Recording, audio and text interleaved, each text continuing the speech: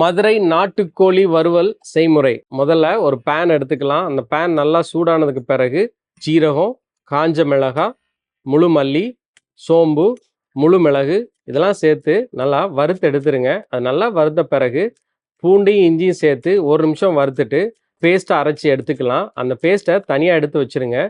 பிறகு ஒரு மண்சட்டி எடுத்துக்கோங்க. அந்த மண்சட்டி நல்லா சூடானதுக்கு பிறகு கொஞ்சம் நெய்யை விட்டு பிரியாணி இலை, பட்டை, ஏலக்காய், கிராம்பு இதையும் சேர்த்து வறுத்துட்டு அதோட கொஞ்சம் உளுந்தம் பருப்பையும் சேர்த்து ஒரு 1லேருந்து 2 நிமிஷம் வறுத்து எடுத்துருங்க. அது நல்லா உளுந்தம் பருப்பு வறுந்ததுக்கு பிறகு வெங்காயத்தையும் சேர்த்து 3லேருந்து 4 நிமிஷம் வதக்கி எடுத்துக்கலாம். பிறகு தக்காளியும் சேர்த்து இன்னொரு 3 நிமிஷம் வதக்கி எடுத்துருங்க. அந்த தக்காளியும் வெங்காயமும் நல்லா வதங்கினதுக்கு பிறகு நம்ம அரைச்சி வச்சிருக்கிற பேஸ்ட்டையும் சேர்த்து அந்த பேஸ்டோடைய பச்சை வாடை போகிற வரைக்கும் நல்லா வதக்கி எடுத்துருங்க. கொஞ்சம் மஞ்சப்பொடியும் சேர்த்துலாம். சேர்த்ததுக்கு பிறகு வேக வச்சிருக்கிற நாட்டுக்கோழியை சேர்த்து நல்லா கிளறி எடுத்துருங்க. அந்த நாட்டுக்கோழியும் அந்த மசாலாவோட சேர்ந்ததுக்கு பிறகு தேவையான அளவு உப்பையும் சேர்த்துக்கோங்க.